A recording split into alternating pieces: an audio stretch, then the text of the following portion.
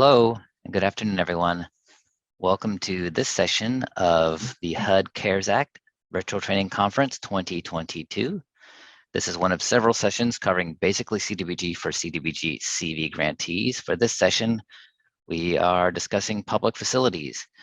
The next session at 4 p.m. Eastern, we'll be discussing public services. Please plan to stay with us for that. Also, tomorrow and Friday, we'll have 2 more full days of training starting at 9 a.m. Eastern. If you need to step away, or if you are not able to attend any sessions, an instant recording will be available on this site right here on this page later today, tomorrow. The official recording, slides, and transcript will be on the HUD Exchange in about 2 to 3 weeks. Next slide, please. My name is Rob Strantz, and I'm with the Cloudburst Group. I'm pleased to be joined today by 2 of my colleagues, Jennifer Alpha and Stephanie Jennings. Jennifer Alpha is a senior consultant with TDA, with over 20 years of experience supporting local housing and community development programs using using federal programs, including LIHTC, HOME, NSP, CDBG, and HOPE 6. With a background in law, policy, and evaluation, her services include providing federal regulatory guidance and assisting with structuring housing developments, housing programs, policies, and procedures, strategic plans, and housing studies. Prior to joining TDA, she was a partner at a law firm specializing in affordable housing and was a senior analyst at the U.S. Government Accountability Office, or GAO. Jennifer holds a Juris Doctor, a Master's in Public Administration, and a Bachelor's in Political Science English Writing from the University of Pittsburgh. Stephanie Jennings is a Senior Technical Assistance Advisor with the Cloudburst Group and has over 20 years of experience working on affordable housing and community development programs in the public, philanthropic, and nonprofit sectors. She has significant direct experience with consolidated planning, CDBG, HOME, HUD Sustainable Communities, ARA, and CARES Act funding. Most recently, Ms. Jennings led the Housing Opportunities Team at the City of Eugene, Oregon for over a dozen years to strategically plan and implement an innovative set of affordable housing, fair housing, human service, and community development programs using multiple federal and local resources. She previously worked with communities across the country as a program officer for the Fannie Mae Foundation in Washington, D.C. And now, Jennifer, I'll hand it off to you. Great, thanks, Rob. We're going to go over some housekeeping slides here just to get started. The PowerPoint presentations and webinar recordings will be available on the HUD Exchange, as Rob mentioned, in a couple weeks. Throughout the duration of this session, participants will be in listen-only mode. So you don't have to worry about any background noises. We won't hear you. The closed captions can be viewed using the Show Captions feature below the video. Just click that Show Captions link. And if you have any questions, you can consult the attendee guide that you should have received in advance of this conference.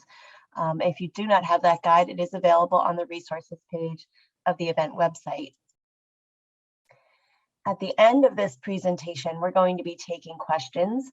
So you can submit your content-related questions using the Q&A feature.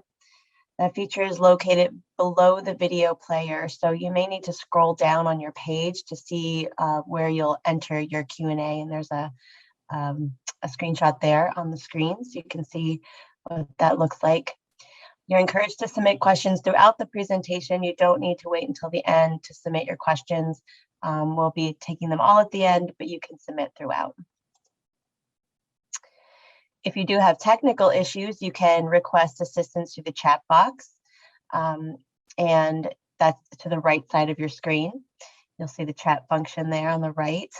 And additional questions relating to technical issues can be emailed to eventsupport@cdmgroup.com. And we will be doing a few polls during this session today. To answer poll questions, you want to use the Polls tab. Again, that's located below the video player, so you might need to scroll down a bit and just click on that Polls tab so you can participate in the poll. Now, if you'd like to, you can access questions and polls while simultaneously viewing the event, so you don't have to scroll down on the page if you download the Slido app on your phone or go to sli.do in your web browser. And then type in the session code for this session, which is 000109. And I believe the support team is posting that code for this session in the chat so that you can add that into Slido and be able to view the presentation slides and look at Slido at the same time. So our first poll for today, we're ready to do our first poll. And our first question is just a get to know you question, so we know who's out there and we have a sense of what our audience is like and the kinds of things you might be interested in learning about. So what is your level of experience distinguishing CDBG-CV requirements from CDBG requirements? Are you A, a beginner? You don't even know what the difference is. Are you B, someone with some experience, so you're familiar with the CARES Act, the 2020 Federal Register Notice, and the guidance provided on the HUD Exchange? Or are you C, an expert, and you can cite the differences between the annual formula CDBG program and the CDBG-CV program in your sleep? So go ahead and click the box that best describes you. We'll give folks just a moment here to chime in. Votes are still rolling in here. And if you do vote, you'll be able to see the responses that everybody's sending in and follow along. We'll give folks another minute and then we'll see what we mostly have. I think I see a winner already. Okay, so indeed, most folks have some experience. So most folks are saying they have some general experience about the CARES Act and the Federal Register Notice. However, we do have probably about half the folks who are just beginners in all of this CV discussion. So that's important for us to know too. So we'll take it, at a nice even pace here so that people can stay with us. So yeah, mostly middle range experience, but a lot of beginners and a few experts. Thank you for participating in that poll, and I will turn it over to Stephanie to get started on the presentation. Good afternoon or good morning, depending upon your time zone. I'm pleased to be here today to talk with you about using CDBG and CDBG-CV funds to support public facility projects. This is really a diverse category of uses, and while the name public facilities might sound a little boring, I really feel like there is a number of exciting things you can do to support your community using CDBG funds. So in particular, you can use it to support current needs related to the pandemic, but also a number of long-term needs. We will be talking both about the basic requirements for using CDBG funds and also talking specifically about some CDBG-CV examples that hopefully will be useful to you. We're also going to have time for questions and answers at the end. So definitely start thinking about your questions and answers, and we'll take those at the end. Let's go on to the next slide. So as we think about eligible public facility activities, there are several major categories. One is infrastructure, another is neighborhood facilities, and the third is facilities for special needs populations. And so I'm going to talk about each of these in a little bit more detail. So when you're thinking about infrastructure, infrastructure projects includes activities in the public right-of-way. This type of activity is generally targeted to low and moderate income areas and could include streets, sidewalks, bike paths. It could also be expansions or improvements to utilities such as water, electricity, wastewater, and now folks are thinking about broadband as part of this category. These eligible activities are often developed to meet a program's low and moderate income area benefit. In some cases, they could also be funded under a slums and blight or meeting an urgent need. When we think about neighborhood facilities, think about parks, playgrounds, recreational facilities. This type of projects is also typically located in residential areas where more than half of the residents have low or moderate incomes. They can also be facilities that serve a specific population that meet the limited clientele requirements for the CDBG national objective. Similar in nature to projects developed in the public right-of-way, these projects could include development, expansion, or upgrading neighborhood parks, creating exercise facilities or shelters, creating areas for dedicated activities such as skateboarding, and thinking about trails or other outdoor exercise or play areas. Let's talk a little bit about facilities for special needs populations. And this is a category that often can work very well in combination with public service funding. So we know that there is an enormous nationwide need to expand emergency shelter and transitional housing for special needs populations. You can also use this funding to create or improve facilities where people receive social services or food assistance. There are multiple ways that you can meet the CDBG national objective. And in particular, when you're thinking about this area, there are many categories of presumed benefits. So populations that are presumed to be eligible. So one example would be homeless persons. I think this is also an area where you can think about how you compare your CDBG funding with ESG funding. And a new opportunity is also the home ARP funding, which can also be used for non-congregate shelter facilities. Let's talk also a little bit about social service and childcare facilities, which is another category. So when you're thinking about places where you might be providing food access or senior centers or childcare, particularly those that are in low-income neighborhoods, this is definitely a way to support your community as well with these resources. The last point that I'd like to make is that you should also be thinking about your public facilities as part of your community's resiliency, disaster preparedness. These types of facilities are often very important in those situations. Let's go on to the next slide. So now we're going to shift to thinking about eligible CDBG-CV public facility activities. First, I want to encourage everyone who is thinking about using their CDBG-CV funds for public facilities to check out the CDBG-CV Public Facilities Quick Guide.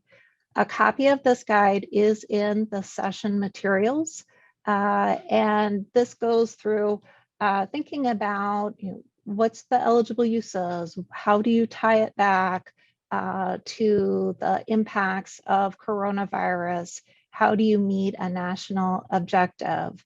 But we'll talk a little bit about some of these examples, which are also included in the quick guide, and walk through each one, talking a little bit about how does it relate to eligible activities, national objectives, and the PPR tieback. And for those of you who are new, this is referring to when you're thinking about coronaviruses, how are you preventing, preparing for, or responding to the coronavirus pandemic?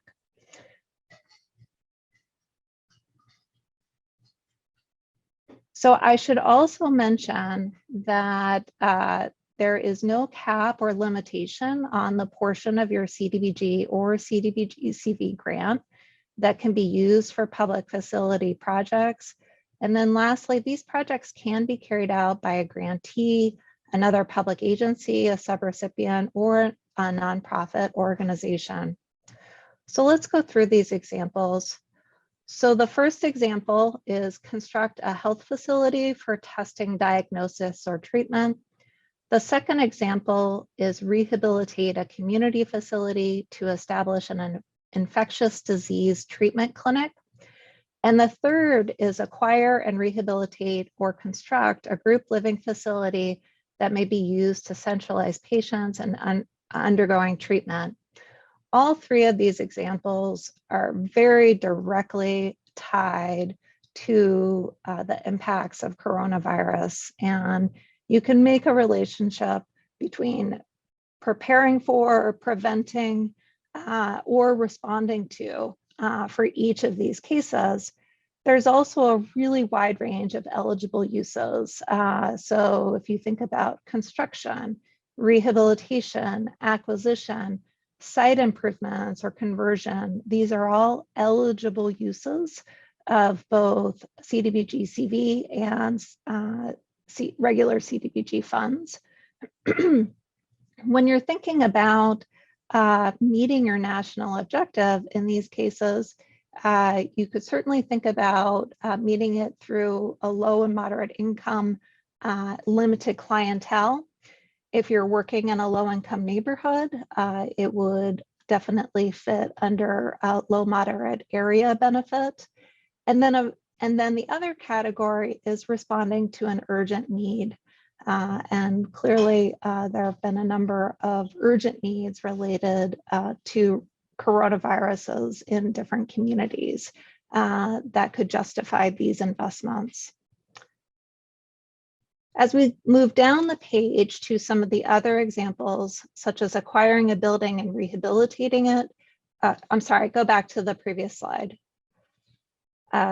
Acquiring a building and rehabilitating it to provide single occupancy housing units, or rehabilitating a facility such as a homeless shelter or senior center to allow social distancing in common areas.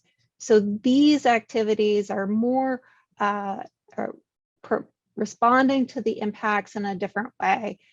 You may need short-term housing to help people isolate if needed.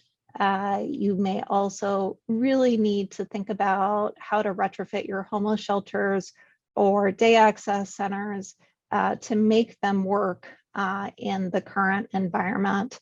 And so this is another opportunity to use these resources. Again, the eligible uses: construction, rehabilitation, acquisition, site improvements, conversion. And this is also a place where if you're focused on particular populations, the low and moderate income limited clientele path might be a good one for meeting your CDBG national objective. And again, when you're thinking about creating the tieback, think about the impacts of coronaviruses on the populations that you're trying to serve. And it does not have to be a very direct impact. You can show indirect impacts as well. For example, if there is limited housing, or people have lost their jobs and they become homeless as a result of not just directly having COVID, but having an impact from COVID to their housing or employment situation. Let's go on to the next slide.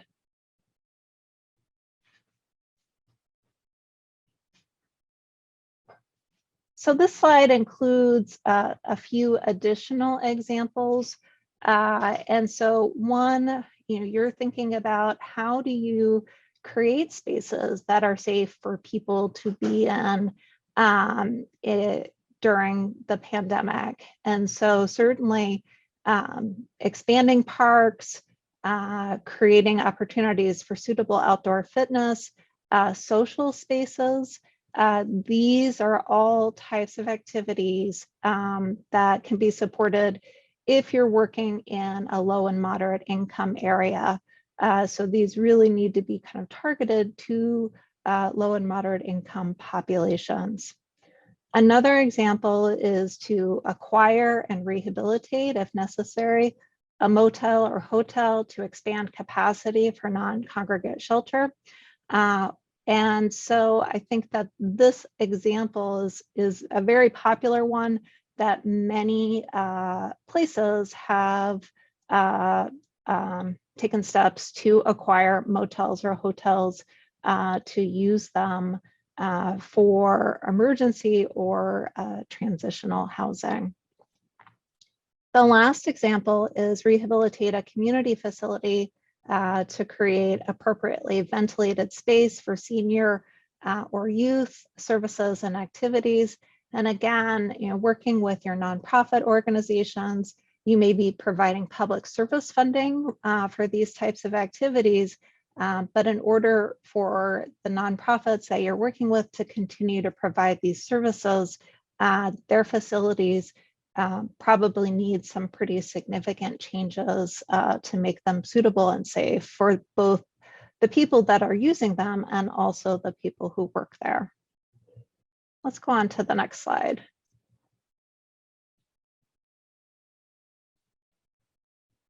And so I mentioned this before, but constructing a public improvement, such as extending broadband infrastructure in an underserved area, or reconstructing water lines to support telehealth and telemedicine and ensure potable water. These are uses that also can fit with your CDBG-CV funds. And again, it's working with your local community, sometimes your public health authority, to really understand, well, what are the challenges that are contributing to the pandemic issues in your community. The next example on this page is rehabilitate a commercial building or public facility, such as a school building, to improve indoor air quality and ventilation. And so thinking about replacing your HVAC system or adding operable windows. You can also add outdoor spaces. You can also add things like drive-up windows or service windows or separate entrances to try to facilitate limited contact. These are all examples of potential rehabilitation activities that could be made to these facilities. Let's go on to the next slide. So now we're just going to talk generally about CDBG and have a couple of slides on this topic. So you have the ability to recover your capital costs and CDBG funds expenditure through a fee or charge. And for folks that are interested in this, there is some guidance available within the Basically CDBG guide. But briefly, there's two ways to think about special assessments. One is to recover costs for CDBG assisted public improvements. The second is to pay private assessments for low or moderate income owner occupants. And oftentimes you're going to be thinking about this in areas where people have low and moderate incomes. And so there are certain things to think about as you might pursue this type of activity. Let's go on to the next slide. So lastly, it's important to think about what can't you do with public facilities, and what are the types of activities that really aren't eligible for use of CDBG funds, or CDBG-CV funds. So first, maintenance activities and kind of general basic repairs really are not eligible. And so you want to kind of clearly differentiate between what is maintenance and what is something that is a significant retrofit or expansion of service. You certainly can do handicap accessibility improvements and you cannot do operating or maintenance costs, and then you can have some costs related to carrying out CDBG in a public service in a public facility. So lastly, the buildings for general conduct of government are generally prohibited from receiving support through CDBG public facilities. And so there are some exceptions, particularly related to accessibility. But I would encourage you to work with your HUD rep if you're considering anything in that realm to make sure that it's eligible. So let's go on. So I'm going to turn it back over to Jennifer, who's going to walk us through the participant polls, number 2 and number 3. Stephanie. So we have a couple polls here just to sort of gauge your interest level and to sort of look ahead to what sorts of things might be helpful to you so we can pass that information along to HUD. So our poll number 2 is now live. So if you scroll down and go to the polls tab, you'll see the poll question there that asks, what type of public facilities activity is of interest to you? A, emergency and short-term shelter. B, social service facilities. C, childcare facilities.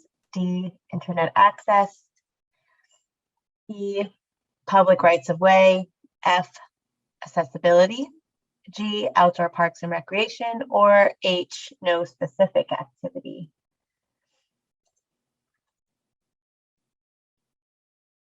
We'll see the votes coming in. I'll give them a minute here.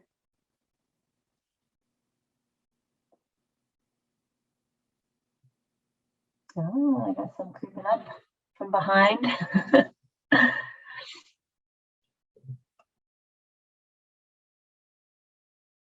I would call it, but it's getting a little bit close there. Okay, it looks like it's slowing down a bit. So it looks like we do have a pretty clear winner, and that is top votes go to emergency and short-term shelter. Next would be social service facilities, and then a pretty close tie between internet access, outdoor parks and recreation, and then folks who don't really have a specific activity in mind. So those are the winners. Okay, so I think we'll go ahead and launch the third poll. This is the last poll that we have for you. The question is, what are the topics where additional resources would help you to move forward with public facility projects? A, project identification and selection processes. B, meeting CDBG and coronavirus tieback requirements. C, requirements and best practices for acquisition activities.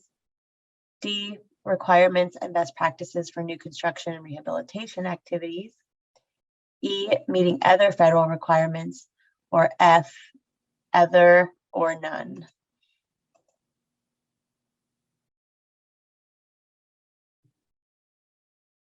A really strong front runner.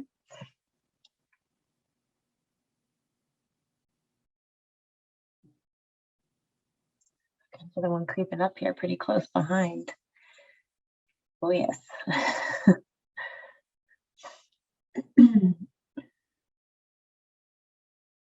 Give folks a minute since it's so close here.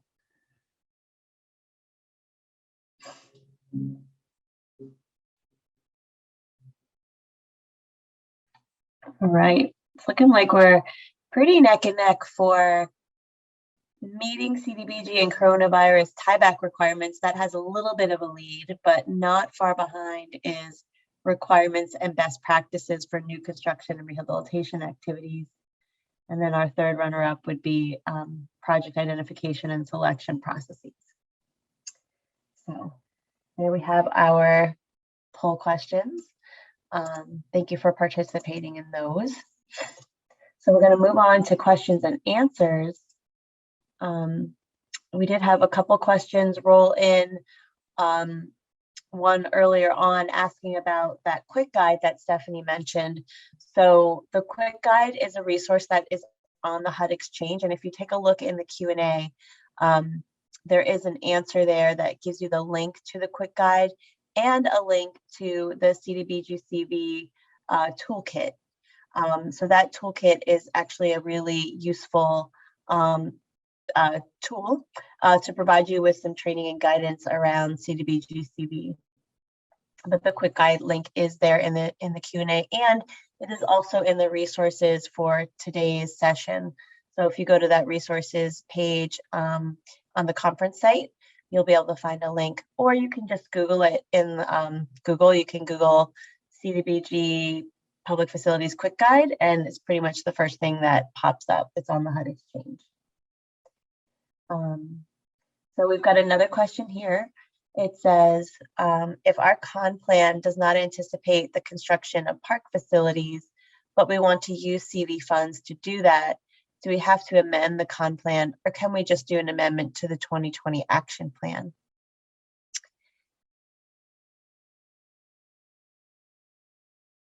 So Oh, I'm Stephanie, sorry, Jennifer. I did reply to that, referring to the yesterday session and to the some resources on the exchange. Okay, so your answer, just so for folks who may not be able to follow along, Rob replied and said that if our wait, where is your reply, Rob? I see it here. Sorry. Oh, I see. Yeah. Okay. You had there was a session yesterday that on IDIS that covered this. That's what you're saying? Yes. Okay. Yes. And then, or folks can submit a question to the AAQ. Hopefully folks are familiar with the AAQ. For those of you who are beginners to all of this, on the HUD resource, the HUD Exchange, you can sign up for assistance through various Ask a Question pools. And there is a CDBG-CV Ask a Question pool, so it's specific to CV. So you can submit a question through the AAQ and get an answer from an expert within just a couple days.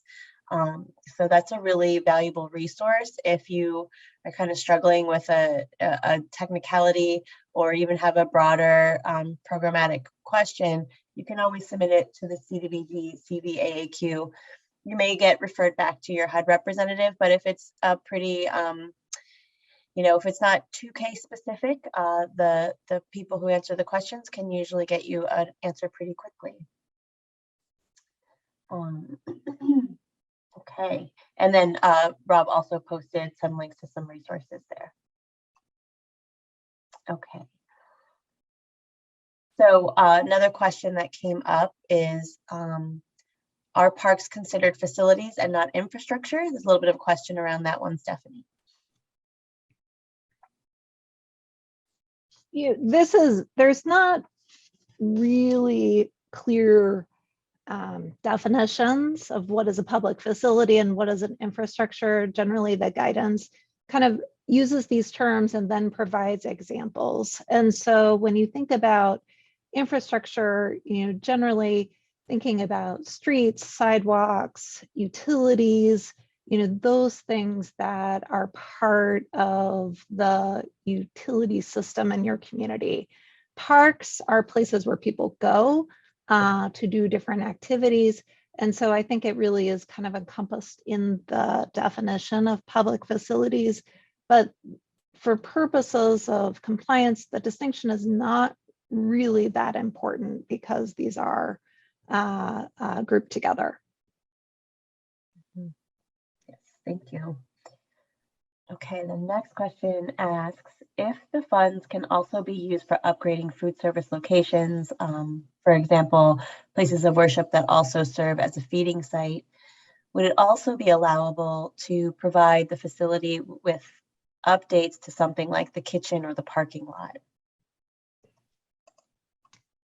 This is something that I would say you want to be really careful about, because in general, when you are working with a nonprofit organization to upgrade their facility, you need to think about how much of that facility is being used for the service that's eligible, what percentage of the time is it being used for that. So, so if you have a place of worship that is, maybe doing a weekly breakfast, that would really be a very small percentage of their overall activity in that area.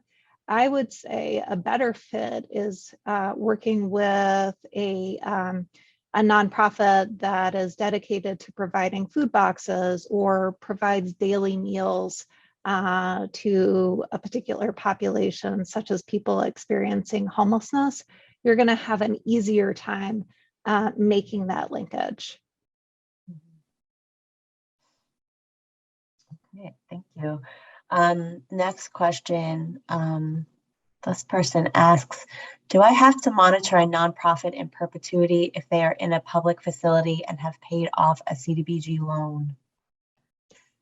This is a really good question. So generally, what entitlement jurisdictions do is establish a period of benefit when working with nonprofit organizations. And so I would say a minimum is typically 5 years, but oftentimes it's scaled to the amount of money that has been provided, and also thinking about what are your local expectations around use of this facility over time. Great.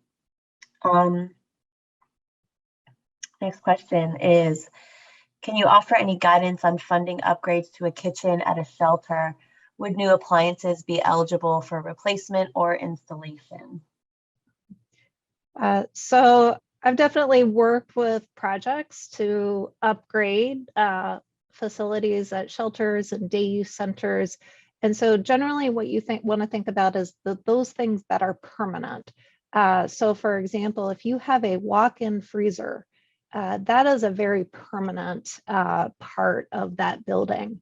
But if you have, a series of refrigerators, those are really considered equipment, and so they would not be eligible for CDBG or CDBG-CV funds. Stephanie, I can share a real life example on this where I did help a grantee with this situation, and it was a walk-in freezer, and we just had to make sure that it was permanently anchored and situated in such a way it was part of the facility. So it was not a trailer, it was not something that could get up and walk away, but it was installed in such a way that it was part of the structure. It was literally bolted into the concrete. So. Exactly. Exactly. So, if you're thinking about the power supplies that are necessary to support that freezer, if you're thinking about, how do you have appropriate exhaust systems, those are all things that would be part of what is eligible in that situation. Okay, great. And next question, can you use CDBG and CDBG-CV together when acquiring or rehabilitating a motel? Absolutely. You could definitely use these two resources together. I mean, the key thing for CDBG-CV is you have that additional tieback requirement to preparing for, preventing, or responding to coronavirus. And then also you have to have that duplication of benefit documentation.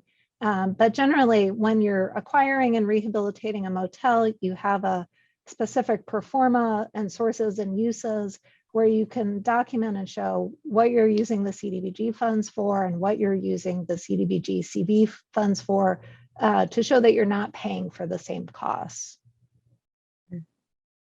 And just a plug, there is a duplication of benefits session on Friday at 9 a.m. if you're interested.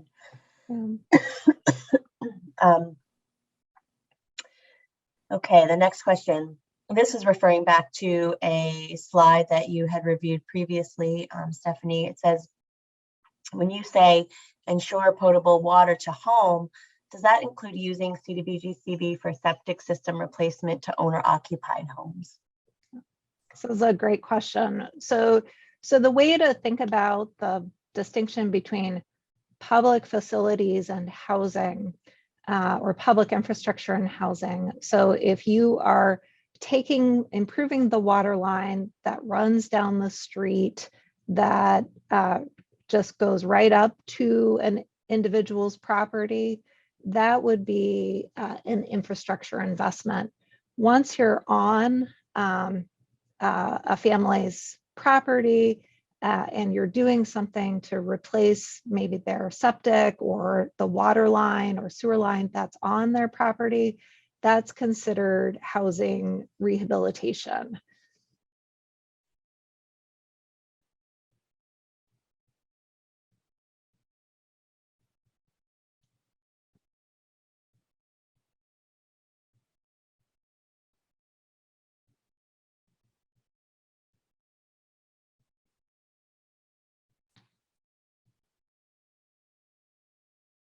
So for Sorry. Oh yeah, sorry. I was going to ask if you were muted. I was. Sorry about that. The question is, would a fire or police station be considered a building for the general conduct of government? I would say yes. These types of uses are really, typically part of the suite of government services. And so I would not think of them as eligible. Mm-hmm. Yeah. And just a little reminder Rob shared is that there are other sessions going on for IDIS, and so, or that have happened already during this conference. So if you do have questions about IDIS or the Econ Planning Suite, such as questions about your action plan or your CAPER, you can see the sessions on IDIS that were held yesterday, or there is an IDIS AAQ pool as well. And so you can submit specific IDIS related questions to that pool through the HUD Exchange. Next question. If a center serves a presumed benefit population, but was in danger of closing due to an emergency repair, would this be eligible? Without knowing the specifics of this particular situation, it's hard to answer this question. I think it could be eligible. You would want to think about what's the nature of the repair. Is this something small or is it something significant? And then also, you could also think about urgent need in the case of CDBG-CV and impacts of coronavirus. This is a question that I would suggest submitting. If you're thinking about using CDBG-CV funds, submitting it to the Ask a Question with the specifics of the project. Mm-hmm. Yeah, some questions can get really case specific. So being able to chat with one of the experts who answer those questions, they can really sit down and talk through those details with you and give you a more complete and precise answer. Next question, would the installation of a generator be an eligible public facilities activity to ensure that an HVAC system, for example, functions during a power loss? Again, I would say this is potentially eligible. So, you would want the generator to be permanent part of it. I think it's also, thinking about what is the function of this facility in the event of a disaster or a loss of power, and in order to be able to establish how you're meeting a national objective. Okay, thank you. Next question. Are need assessment, planning, and development studies for public facilities considered planning costs or part of public facility costs? So I would say if you are doing let's say you're doing a survey of nonprofits in your community to ask about the state of their facilities, that's very broad. That would be considered a planning cost. If you have an application process for public facility projects, you have an agency that has submitted an application for some improvements, and as part of doing the due diligence for those improvements, that they need to do some specific studies related to that particular facility, you could make a case for that as an eligible soft cost. Great, thank you. The next question asks, if you plan to do a public facility project that would make accessibility improvements to a government-owned building, how and what do you measure as the beneficiaries? And what kind of data do you need to provide in IDIS? That's a two-parter. Yeah.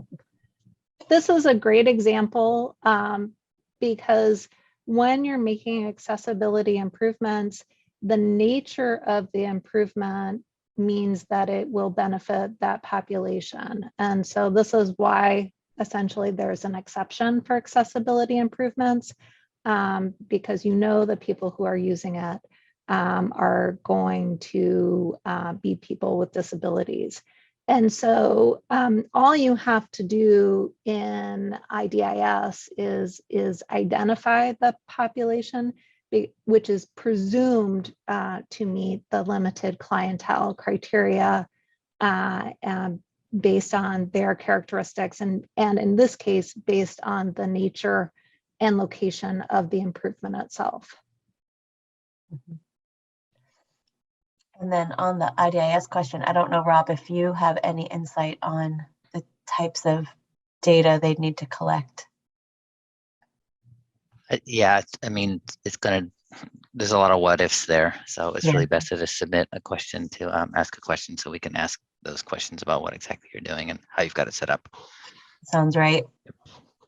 Okay. If a center serves a presumed benefit population, did we read this one already? I think we had one similar, but yeah, we answered this one. I thought so too. Yeah, so we answered that one.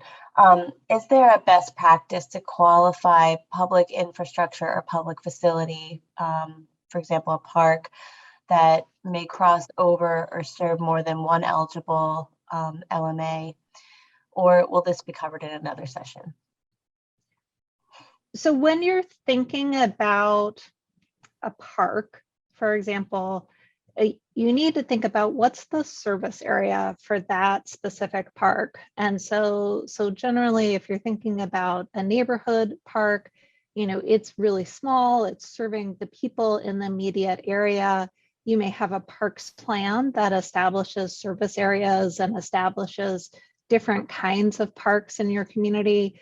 You might also have like a regional park or something that's really intended to serve the entire community.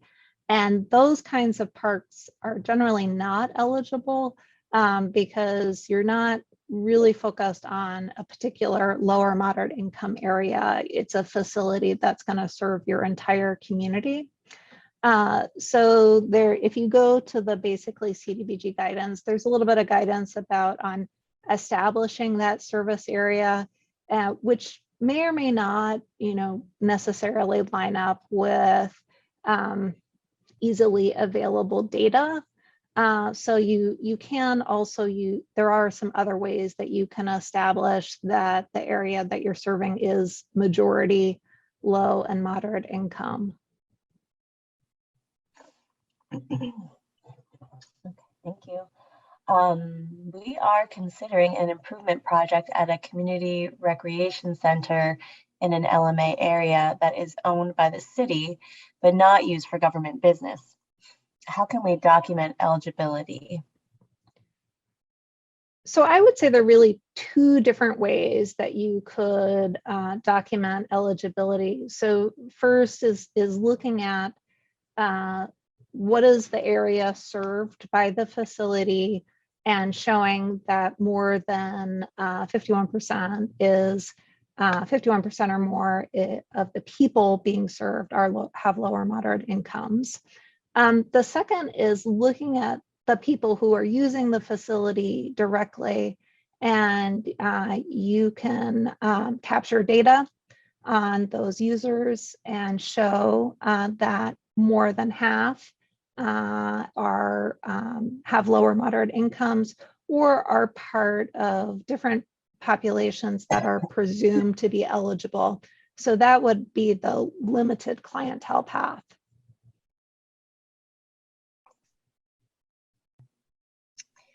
Okay, thank you.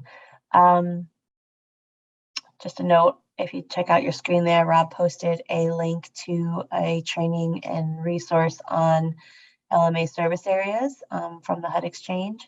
So you can take a look at that resource since we've had a series of LMA questions popping up here.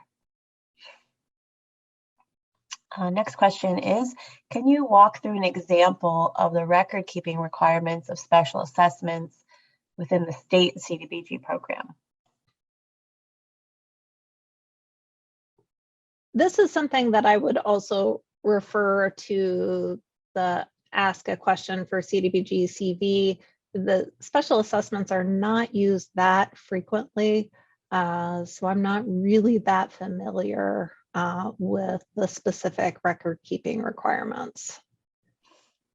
Yeah, it's pretty nuanced too, just a very small sliver of the whole program. Okay, so the next question, how long must a facility remain unchanged that used CDBG funds for rehab? So when you're thinking about your period of benefit, when you use it on for government-owned facilities, you really are creating an investment that lasts in perpetuity. And so there are some procedures for change of use. It's complicated and sometimes can involve repayment of funds. When you're thinking about a nonprofit owned facility, as I talked about before, you're establishing that period of benefit. You can still have some change in the use of that facility within that period, but you need to document that it still meets a national objective. And generally, your agreement with the nonprofit organization will set out the parameters. It's really up to the discretion of the local jurisdiction in terms of if they will allow a change in use to another eligible activity, or I'm sorry, another national objective that meets another national objective. So next question, we did talk a bit about broadband in the slide, and this question asks can CDBG-CV funds be used for broadband development, and if so, how is this achieved? Well, so there is a whole quick guide dedicated to this subject on using CDBG-CV funds for broadband development. So I would encourage this person to take a look at that quick guide. And so it is definitely something that people have thought about, and there's some great guidance available to help you consider how to use it. Yeah, maybe Rob can grab that link and pop it on the screen there. So the next question is, how long must a facility remain unchanged that used CDBG funds for, oh, we just answered that. Sorry, that one popped up again. And then the next question is, can you cite the code for period of benefit for the nonprofit question? We're asking for the reg. I don't know that off the top of my head. And so apologies, I can't give you the code reference. Yeah, if you want more, that's another one. If you can submit any kind of question to the AAQ if you're just looking for a regulatory citation. And, it'll give someone an opportunity to quick check it out for you and pop it in the answer and send it back. Or if you have one of these more detailed case specific questions that require a little more noodling by the answerer. So the AAQ can be used for any range of things like that. So it's a good resource. And Rob did pop up the broadband quick guide there on the screen. So if you need that as a resource, it's handy right there. I would also add that there is a monitoring guide specifically for reviewing CDBG funded public facilities and improvements. And so that has all the requirements, and it also has regulatory citations embedded in that document. So I would definitely encourage folks to review that as well. Absolutely. Okay, next question. Are state-run facilities eligible for CDBG-CV funds? For example, could a state park request CDBG-CV funds to expand outdoor recreational areas or improve ventilation to a visitor center? So again, I think you have to think about the service area. Generally, state parks are serving a very large service area. And so you have to establish a service area where it's majority low and moderate income. That service area also has to be residential in nature, primarily residential in nature. So that might be hard to demonstrate in this case. Mm-hmm. Okay, for now, that would be all the questions we've received so far. Okay, and here's that. Oh, thank you, Rob. Rob put up the regulatory citation for period of benefit. Is that use of real property 570-505. Okay. But just a warning that, yeah, you really take some time with the managing CDBG and other resources to really understand the guidance that's around this, and also the CDBG desk guide. Definitely know your regs, but take some time to really understand the interpretation over the years of this section. Yeah, the interpretation is so important, and that's where the HUD exchange comes in, and all those resources that are there. Okay, I think we have another question. For a community center, does LMA meet the 51% requirement, or do we go by those served at the community center? So I would say, if you can demonstrate that the service area is low or moderate income and meets those requirements, that means that you don't need to collect data on an ongoing basis. If you're going by who's served at the community center, if you can establish that it's a population that meets, that's presumed to benefit, that's also a case where you wouldn't need to collect data over time. So really, there's some local discretion on which path that you choose to meet the CDBG national objectives when you have multiple options. Thank you. Next question. How do you handle determining beneficiaries for a facility that is located outside of an entitlement community, but whose primary users are from the entitlement community? This is a great question. I think this is one where I would definitely submit it for the CDBG-CV AAQ because it would require some additional research. All right, thank you. I think that is, again, we've reached the end of our questions so far.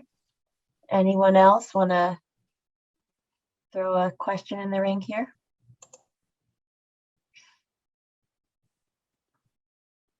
And remember that if we don't answer the question today, you can use that AAQ on the HUD Exchange and submit your question through that system, and the technical assistance provider will respond. The more detail you can give in your question, the better. But if clarification is needed, they will reach out with an email or a phone call to get more information from you. Okay, we do have another question. Could a local nonprofit use public service funding to pay for lodging for patients receiving cancer treatment? These folks may or may not be residents of the community. This is really a public services question. But I think there was a session earlier this week on, or coming up on public services. Yeah, it's next. It's actually next. So that's a great segue. There we go. Yeah. Like, perfectly timed. Yeah, so I would save that question for the next session. They'll be able to, you'll learn a lot during the presentation. It may answer the question for you, and then if not, you can always add your question to the Q&A there. Well, thank you everyone for joining us today. Thank you, Jennifer and Stephanie and the team at CDM. And yes, as Jennifer just mentioned, please do stick around, join us for the next session and 2 more days of wonderful, rarely offered, basically CDBG training. So thanks so much, and this ends our session today.